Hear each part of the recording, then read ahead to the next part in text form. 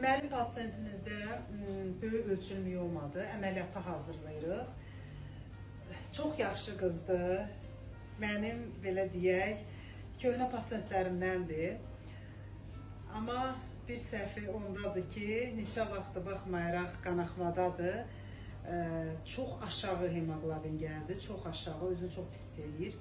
Əməliyyata hazırlayırıq. Çox sağ olsun hematoloqlarımız, anestezioloqlarımız, neçə gündür birləşmişik. Artıq demək olar ki, qan köçürüləcək, əməliyyata hazırlanacağıq. Bu videonu çəkməkdə məqsədim nədir? Əgər görürsünüz ki, miyomanız var, endometrioz var, kista var, hər ay qan itirirsiniz. Bu itirdiyiniz su deyil, qandır. Orqanizm bunu nə qədər kompensasiya edə bilər ki?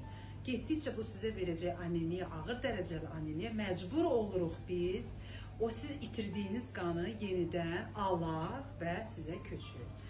Ona görə də belə bir şeylər eləmirik. Miyomamız varsa, nəsə bir qanaxmaya meyli olan ginekoloji orqanlarda problem varsa, vaxtında müraciət etmək lazımdır.